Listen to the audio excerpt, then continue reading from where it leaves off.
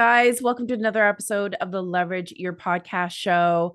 And I think this is your third time on my show, actually, in all of the years that I've had the different iterations of my podcast. I think we've talked about your outsource school, your accounting, bookkeeping, and now, of course, we're talking about podcast outreach. And of course, you've got other businesses. You're like addicted to businesses, I think.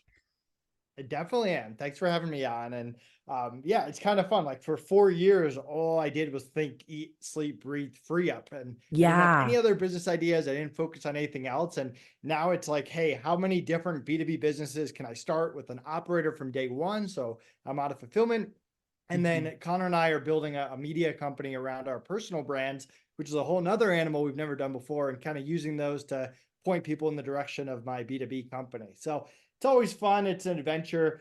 You're also talking to me at a good time. If you talked to me 3 weeks ago, I was sleep deprived. We have a newborn, but he just started sleeping through the night. So I'm Oh, feeling pretty good. congratulations. That's so exciting. You have other children too, don't you? No, we are foster parents. So we've had teens in the house, but this is our Oh, first okay. bio kid. Oh, congratulations. That's so exciting. And Thank you. yes, I remember the sleep deprivation very well. Oh, and how do you keep track of like all the different businesses that you have? So to me, clearly, outsourcing is the key. Yeah, all of our teams are built with VAs or even like bookkeepers in the Philippines, stuff like that. But then we have one operator, usually in the US, for each business, and we like to find people that have that entrepreneurial spirit. They like building, they like the entrepreneurial drive, but they're not risk takers. They don't want to put money into a company, and Ah, they're usually not good at the stuff around it that we're good at. Like Shelia, who runs accounts balance and econ balance, our bookkeeping businesses. She ran her own bookkeeping business. 30 years of experience, fantastic, but she doesn't want to do the marketing. She doesn't want to do the sales. She doesn't want to do all the stuff around the systems and the processes regarding bookkeeping. So we like to find people like that, build good partnerships, and then put them in position to succeed and support them however we can. yeah. I love that. What a great system.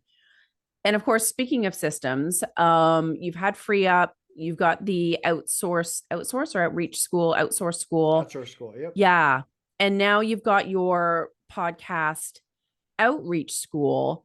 Um, so what made you kind of take your outsourcing and go into the podcast arena? So the podcast outreach formula, which you're referring to, is part of Outsource School. If you join Outsource School, you get access to it. It's the only SOP that we sell separately as well, just because it's really popular. When we started Outsource School, it was post free up. We were stuck inside from COVID with nothing to do and no business ideas. And a buddy of mine reached out and said, "Hey, you should teach people your hiring process." And that's how Yeah. Outsource School was born. And we talked about that. And then that kind of took off, and we said, hey, why don't we take all of our SOPs, our marketing SOPs, our operations SOPs, and put that in Outsource School. So if you join Outsource School, you get access to all of that. And if you dive into our marketing SOPs, you got stuff like lead generation, social media, partnerships, and obviously podcasts. I've been on 900 plus, just like you. I'm a big believer in podcasts and the networking that goes with it, the getting in front of thousands of people at once, SEO, the brand awareness, I know. authority. That there's so much that is good about going on podcasts. So I pretty much put my system together of how I have a VA become my podcast outreach, my podcast pitcher, and that became the podcast outreach formula. Absolutely. And for people that are like stepping into the podcasting space with guesting, like there are a lot of things that you need to get done ahead of time. And it can feel overwhelming to be like, where do I start? How do I do it right? And to have someone that has an SOP already built out, it just simplifies your life so much more. Yeah, and you know this. There's a beginning, a middle, and an after of what to do before, Yeah, during, and after the podcast. And stuff like preparing the one pager that we give out for free if you go to outsourceschool.com/list, where you perfect. have everything ready to go for hosts, your headshot, your bio, your links, questions to ask if they want to use them or not, stuff like that. During the interview, obviously, just tips about my experience going through it. I've crashed and burned on initial podcasts just like everyone else, and stuff like that. And then what to do post podcast. Like after the show, I'll ask you to send over the raw footage so I can chop it Mhm. up and put it on social media and Heck promote the yes. host and give them a review and stuff like that. So there's just a checklist that I go through that I found helpful. And just like everything else, it takes practice. So if you're Yeah. scared to be a guest, you just got to go out there and do it, and you'll get better over time.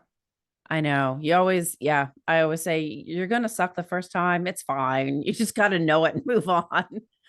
Yeah, no one cares. No, People understand you're an entrepreneur, right? You're not some actor or actress like going on a no. big movie set. It's you're here to be authentic, and that's what people like anyway. Yeah, absolutely. Just be yourself. So when it comes to um trying to find shows to be on, I get this question all the time. People want to guest on shows, but they don't know how to make it happen. Why do you think they struggle so much with that piece of guesting on podcasts? Yeah, it's kind of like sales, right? People hate being rejected, but there's no way around it if you want to have success as an entrepreneur. Mhm. So you have to understand that not only will you get rejected, but you're going to have to follow up. There was a podcast, The Amazing Seller, an Amazon podcast. During the free up days, we provided Amazon VAs and freelancers, and this was one of the top e-commerce podcasts. And I got rejected over and over and over. And I just set a reminder in my calendar every 6 months. I would just send a follow up, and I would do it in a very respectful, Yeah. nice, not pushy way, but I would just say, "Hey, here are some people in your community that use my service that gave me testimonials," or "Hey, here's a clip from another podcast I was on where I dropped some e-commerce knowledge," or "Hey, here's some reasons I think I'd be a good fit. Here's some topics we can go through." So I tried different approaches, and he eventually had me on, and we've become friends. And I think I went on like 2 or 3 times after that. So sometimes you have to be a little pushy, and sometimes you'll never get on a show. I've had podcasts that I've been pitching for 6 years, and Oh they my don't want any God. part of me for whatever reason. So you just have to know that going in. I know. Sometimes I feel like it's getting through the noise and getting to the gatekeeper can be tricky. So you in your system, your formula, sorry, you go through the research part and the outreach part. Um what tips would you give someone in the research end of things? Like, because that obviously is the starting point to figure out where the heck you want to show up. Yeah, and you could teach a virtual assistant to do this for you. You essentially want a checklist of what you're looking for. Like there's some basic ones like, is the podcast still running, or did they Ah, yeah. stop running it? Like, do they even accept guests on the podcast? I've talked to podcast hosts who are like, I don't accept guests, but I have people pitching me all the time. Yeah. Um, are they in your niche? Are they in your industry? And then where are you as someone who's gone on podcasts? If you've never done a podcast before, or you've done 5 or 10, you probably just want to go on any podcast possible. Even if people don't listen to it, it's good practice. You can use Yeah. that content in other ways. If you're someone like me that now I get people asking me to go on their podcast, I'm a little picky because I don't want to go on someone's third podcast and then 3 weeks later they tell me they decided not to be a podcast host anymore. So I look for podcasts that have over 100 episodes, that have been around for a few years, Mm. that are relevant to my space. Like if someone has some big motivational podcast, I can do it, but it's probably not my cup of tea. I'm more of like a operations, boring systems guy. So that's kind of what I look for. And you can have your own criteria, and then you have to teach your virtual assistant, like anything else, to find podcasts with their criteria. We give you scripts on that you can use and tweak and make your own, and Oh, then it perfect. becomes the follow up. Because think about how many emails you get from people wanting to go on your podcast, but Totally. how many people do you get reaching out on Instagram and Twitter and connecting on LinkedIn? Or how many people do you get reaching out that can offer something to you? One of the things I have is a list of 900 plus podcasts that I've been on, and you can grab that at outsourceschool.com/list. But that's something that I can offer to people that adds value, and then maybe they'll want to reciprocate that and have me on their podcast. And you can come up with your own thing. It could be Mm. an introduction to someone in the space. If you have your own podcast, it's a great way. Hey, do you want to do a podcast swap? Come on mine, and vice versa. Maybe you have a YouTube channel, feature them in the blog. Get creative, but you got to remember, hosts are getting pitched all the time. So it becomes, how do you stand out? How do you do something different? Yeah. And I love how you brought up reaching out on other avenues. It feels like a lot of people just send out emails, where I know for me, like reaching out on LinkedIn is like it just works really well for me. And I know you reached out to me, but we've communicated on Instagram. So finding those ways to connect with the host in a place where they're actually going to open it and pay attention is definitely key. Yeah, for whatever reason, that seems to work. Like if someone's getting bombarded with LinkedIn messages, but no one messages them on Instagram, and then you shoot them Yeah. a message there, that just tends to work better. Nothing's foolproof, but I've Yeah. definitely found that to work. And I mean, I've got 30,000 followers on LinkedIn. So if I shoot someone a message on LinkedIn, there's a chance they check out my profile, and maybe that helps me instead of them just clicking on my email and marking as read and moving on to something else. So you got Yeah. to kind of play by the margins a little bit. Absolutely. But like that research and outreach and tracking and following up, like it takes so much time. So to me, outsourcing that makes total sense. So let me ask you this part. On the flip side, then, knowing that outsourcing it is the best idea, really, come on. How do you find a VA or a team member that you know will be able to carry that out effectively? Like, what do you look for when you're hiring? Yeah, I mean, you want a virtual assistant that's done either podcast outreach before or something similar. Someone that's good at research, that's had research jobs, that's good at attention to detail. Ideally, they can write a little bit so they can help you with emails. That's really what you're looking for. And then I have an overall thing I look for in all VAs: skill, attitude, and communication. I want them to have the experience, but I want them to be able to communicate well, and I want them to have the right attitude. I mean, podcast is full of rejection. So if you have someone and you hire them and they're bad at rejection, or they're not good at attention to detail, or they can't communicate effectively with you, that's not going to work out. So I Yeah. have kind of the overall thing I look for. And then for this specific role, I want that detail oriented person who's done research before. Ideally, they listen to podcasts or they've been in the business podcast space. That's a bonus, but they don't have Mhm. to be. Yeah, fair enough. And I think that onboarding is also a really important piece of the puzzle. I mean, you can't hire someone and then just like throw them to the wolves and expect them to perform. Um, and I know your podcast outreach formula in your school has that as part of your teachings. Can you talk a little bit about the onboarding process that you like tips that you see? Yeah, so we like acronyms. We call it our SICK method for onboarding: schedule, issues, communication, and culture. So whenever we hire anyone, whether it's a podcast outreach role, a customer service role, sales, bookkeeper, whatever, we always go through this 20-minute meeting where we get on the same page with schedule. What schedule are they going to be working? With podcast outreach, you don't really care if they're doing research at midnight No. or during your work hours, but you probably want some overlap. You don't want to have to check in at 8 p.m. to talk to them. Mhm. So figuring out that is important. Then we go through common issues people have with VAs. Do they have a backup laptop, backup internet, backup power, Mm. a quiet place to work? Or is there any personal issues that are going to get away with work? Do they have other jobs that you want to be aware of before? Because if you hire someone and you train them and their other job offers them full time or something, they might drop you pretty quick. So you want to be aware of what you're getting into.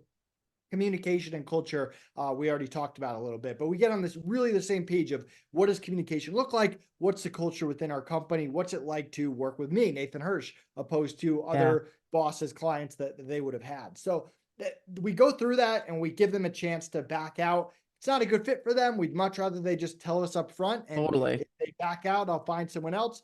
But that prevents a lot of issues people have with VAs where something pops up a month in after they're already trained. You invested time, energy, and money into them. You want to get ahead of that stuff before they Mhm. start on day one. Yeah, gosh, that's so true. So, with your podcast outreach school, I know you've got like the SOPs, you've got the system for like research, outreach, and other elements of the guesting. Um, so from my understanding, you can take all those SOPs in the system, hire someone, and then they just take that SOP and run with it. Obviously, you're going to have to tweak it, but yeah, can you just kind of share how that works? Yeah. So in this particular SOP, I've got a what the host should know. So you can go through that, my tips before, during, and after, which we talked about, and then stuff you can give right to a virtual assistant. You can give it to them and have them roll with it. You should Sweet. give feedback. You should look at it a little bit, but I mean, I've had people that are like, "Hey, I just want to do this myself. I don't want to pay a VA to do Mm, that." Not that I recommend it, but it can be done yourself. So it's all there ready to go. You can plug it into your business. You might be in a different industry than me. You might not care about e-commerce or whatever. So there's some tweaks you have to make along the way, Right. but all of our SOPs are pretty plug and play for your business. Yeah, that's perfect. It makes it so much easier because if you don't know what all those steps are, don't know what all those moving pieces are, and then you want to outsource it, it's like, oh my God, how do I get all that figured out? Now, you say that you prefer to hire from the Philippines. I know some people have, their reservations. Should I, shouldn't I? What's your take?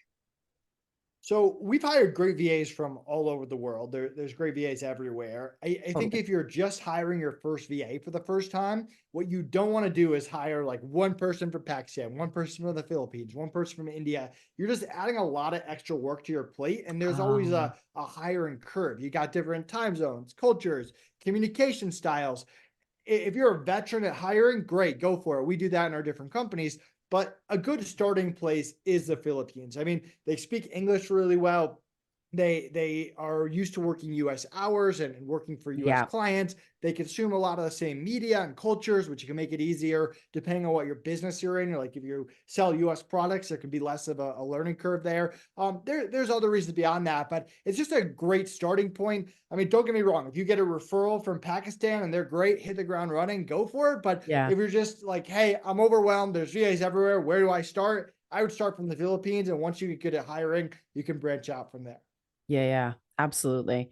And what parts of the system, like, I guess what I'm asking is, can you explain the system that you have? I know you cover outreach, research, but what other elements do you cover in it? Yeah, I mean, it really comes down to how to do the research. What kind of pitches are you sending? Yeah, What's a good follow up system so you don't just lose track of it and forget about them? And then, as a guest, what do you need to do before, during, and after? And how do you prepare to come across professional? Like, I can't right. tell you how many hosts have been like, man, thanks for sending over that one pager. That made my job so much easier. That's what you want to get because those are the type of people that'll refer you to other podcasts and Exactly. stuff like that. So, you want to make it as easy for the host as possible. You want to make yourself look good, your brand, your business look good, and just have a good system. And you don't want to miss out on other opportunities. Like I can't tell you how many hosts I've met that became partners or became clients. Like Yeah. sometimes there's stuff outside of just the interview that can help your business as well. I know it's funny. Even still, I find there are podcast guests and they're all about, oh, I need to share my lead magnet to get leads. But I'm like, yes, you want to get leads, but there's so much more that you can get out of that relationship and collaboration and partnership and referrals. And yeah, there's so many different ways that you can benefit, not just through growing your e-list. Exactly. I mean, podcasting is great. Even if you don't want to be crazy like me and go on 900 of them, I still recommend that you go on like one a month. It can really help your Yeah, business, help your network, help your brand. I agree.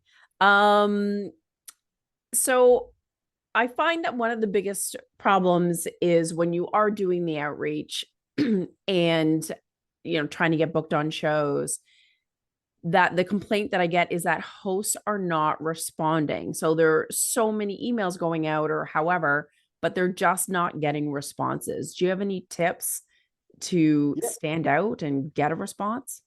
So there's a show I really want to go on. I'll do the standard email. I'll connect with them on all the different social media channels. I'll comment on some of their posts. I'll shoot them Perfect. DMs in a nice, not pushy way. And then you can get creative. You can connect with other people in their company and see if that gets you in. You can connect with Mm, their second connections, people that they're friends with on Facebook or LinkedIn. Obviously, keep it relevant and civil, but if you start to network, I found that if I want to get in with the community, if I network with someone, with all the people around the community, eventually I get into the community, assuming you're ethical and have a good service and people like you, etc. So that's how I've connected with lots of people. And eventually you'll get to the point where hosts will refer you to people or clients will refer you to a host they know, stuff like that. So yeah, that's kind of my overall advice. And you also shouldn't get stuck on like that one podcast. Like you should diversify, go out there, consistently follow up, and you never know when opportunities will present themselves. yeah, so true.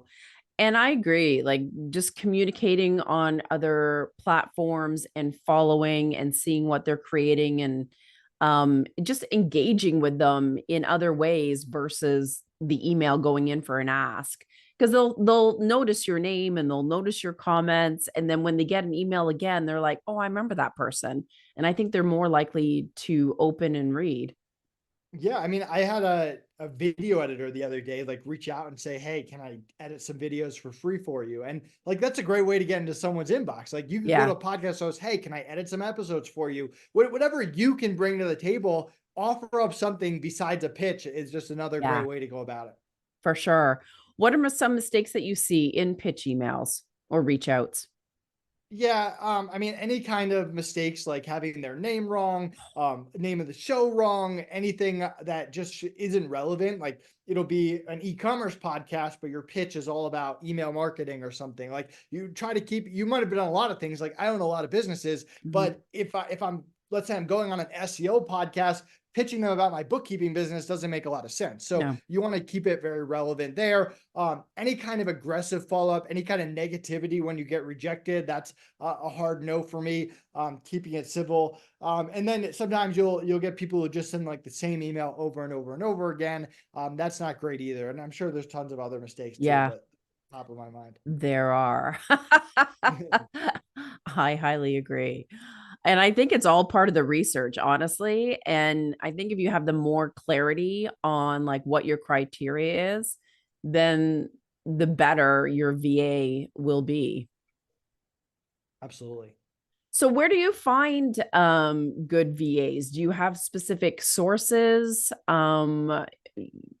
Or are there, do you like people hiring agencies, like VA agencies and reaching out to them, or do you have any preferences? I stay away from agencies usually just because there's a lot depending on how well the agency treats a VA. Like you might hire a great VA from them, you do Oh, everything right, and they're not good at managing people or they don't treat people well, and that it comes back on you some way. right. But yeah, I mean, I'm biased to Free Up because I built Free Up and Of we still use course. Free Up and I'm friends with the owners. Onlinejobs.ph is a good one. Upwork is a good one. Fiverr is a good one.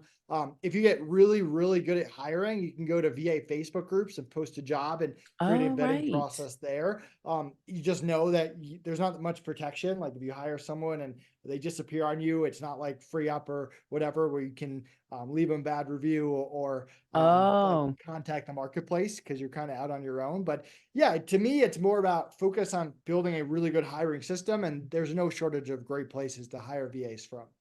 yeah, that's true. And I never thought about the Facebook groups or about kind of like the guarantee where you can leave a review.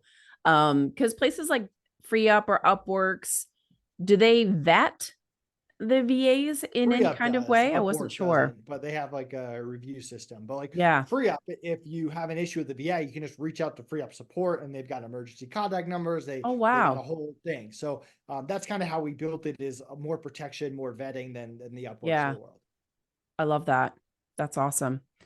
Um, so when you're hiring a VA, do you usually hire them for like a specific task, or do you hire them to do all sorts of things, or is there a right or wrong way to approach the hiring?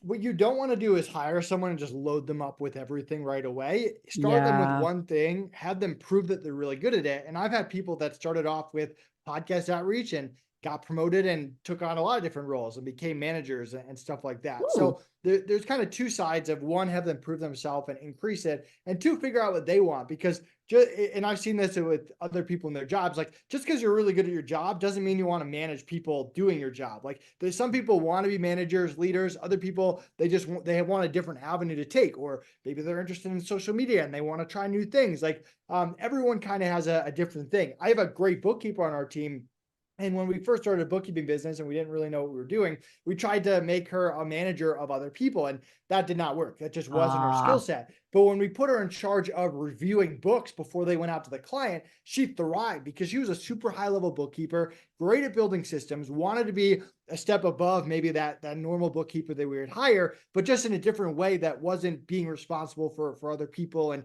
communicating with them day in and day out. So yeah. there's different ways to go about promoting. We cover all that in Outsource School, but something to kind of keep in mind. You don't want to hire someone teach them to do 5 things and then watch them crash and burn, and you don't Yeah. really understand what happened there. Get them really good at one thing, and then you'll learn a lot about them, and you can add more tasks from there. Yeah. That's such a good idea. And I think it like lays like the foundation for like how each other communicates and what your systems are, and working out those little kinks, and you want to set them up to succeed. You don't want to set them up for failure. Exactly. So when it comes to training and managing VAs, like, you want to be a good leader. You want to, like I said, set them up for success. Are there any right ways of going about it or tips that just makes it easier? Because some people and entrepreneurs have never hired someone before. They kind of don't know how to navigate that relationship or tasks. Yeah, so we have this whole hiring process at Outsource School that you can plug into your business. But a big tip I would give you is when you first hire someone, this could be anyone, a US Yeah. employee, ask them about their past jobs, past bosses, past clients, and what they liked and what they didn't like about them. And your goal is to become their favorite client. There's always going to be someone Ooh, out there that can pay your VAs more money than you can. But if you figure out how to become their favorite client, what they care about, that's tough to leave. And that's how we've had very low turnover in all of our companies. And people care about different things. I've had VAs that said, you know what, I need 2 hours for lunch every day to pick up my kids instead of one. And my last client would offer that, and that's important to me. Or I want growth. I want to be continuing to learn and take on new things. Well, if you take that person, you give them the same task to do over and over every single day for 2 years, they're probably going to quit because that's not right. exciting to them. So if you don't know what they like and what they don't like, you're at a big disadvantage. And the only way to know is to talk to them and ask them. And again, your goal is to become their favorite client. You should still pay people well and all of that. But how are you becoming their favorite client outside of money? Yeah. I love that. That is so important. I remember I hired someone on Upworks just to create show notes. And oddly enough, it turns out he lives like 2 hours away from me. So bizarre. Nice. And then I just had a side conversation. I'm like, so what else do you know? Like, what are your other skill sets? Like, what else would you like to do? And then I found out all of these things. I'm like, yes. I'm like, they can help me with this and this. And I'm like, just having that conversation and yeah, what lights them up and how you can use their skills. I mean, it can just help not just your podcast outreach, but it can help other elements of your business as well. Absolutely. I mean, hiring is a great skill to learn. If you're good at hiring, it's going to make business way easier. There's a lot of great entrepreneurs out there that struggle because they can't hire. And if you're Yeah. going through constant turnover, it's stress, it sets your business back. And if you're good at hiring, it's going to make up for a lot of things that you might not be good at. Yeah, absolutely. And Lord knows it's like I have a team of like 8 or 9 now. I've had, some come, some go, different changes, whatever over the years. And yeah, like the my interview process has changed, my hiring process, my SOPs, like I've learned the hard way, Nathan. We all And I have. I know, mean, it took us a good six, yeah, 7 years to figure out how to hire, but once we figured it out, it yeah, changed everything. so much better. Yeah. And my onboarding now has improved, and that has like saved me so much time and having those systems. So briefly, we've touched upon your outsource school. That's obviously your bigger umbrella over the podcast outreach school. What does that all encompass? Like, what can you kind of just explain it just so other people know it as a resource? Yeah, if you join Outsource School, you get access to our exact hiring process that you can plug into your business, Okay. interviewing, onboarding, training, and managing. And then you get access to all of our SOPs, marketing and operation, everything from customer service to how we hire VAs to do sales calls and Oh, do wow. marketing. So all of that's there. You can plug it in your business. You get access to our Facebook group, along with once a month live coaching calls. Ooh. And yeah, that's really Outsource School in a nutshell. Yeah, great to have that as a resource. I hear about it all the time where entrepreneurs, they're like, no, I'm still doing everything myself. I need to hire a VA, but I don't know where to start. They just get really hung up on like, yeah, knowing where to go, knowing how to hire, knowing how to train, and it just feels super overwhelming to them. So to have like a school where you can just get that leg up and have all those SOPs and what to do and how to do it. Oh my God, what a savior. And I got a coupon for your audience. Took me a Ooh, second to look it up, but Great Hiring 40 saves you 40% on Outsource School if you want to join. can you say that one more time? Great Hiring 40. All right, I'm typing that down. Perfect. Thank you for that. And yeah, and just let people know how to find your podcast outreach school again, just to make sure that they've got the right URL. Yeah. So if you want to grab that, and here's a 25% off coupon, podcast 25. It's an easy one. But if you go to Yes. outsourceschool.com/podcast, you can grab the podcast outreach formula specifically. You get that for life. You just own that. If you do join Outsource School and use that coupon for 40% off, Great Hiring 40, you get all of our SOPs, all of our hiring process, including the podcast outreach formula. Yeah. To me, it's like you can't grow your business without outsourcing in some way. And God, the way you feel when you finally like offload like a chunk of your work and delegate, it's like, whew, I feel so much better. It's the best. I mean, there's nothing better than having a great team. If you want to be I able to know. take vacations and not stress about your business and not work nights and not work weekends and have businesses that grow without you and be outside Yeah. fulfillment, or even exit your business someday, like we did with Pre-Up, you can't do it without a great team. Yeah. And clearly you've got it all dialed in. So thank you so much for sharing all of your wisdom and the resource for the podcast outreach school. I think anyone that is looking to guest on podcasts and have someone take that over so that they can grow their business faster, I think it's a great resource to have. Yeah. I love connecting with other entrepreneurs too. So if you want to connect with me on LinkedIn or anywhere else, Nathan Hirsch. Yeah. And love it. If I can help you in any way, just reach out. Yeah. Thank you so much for joining us again. And I'll see you again when you've got some other business. Thanks so much for having I know me. you blow my mind. All right. Thanks. And see you guys next week on the Leverage Your Podcast show.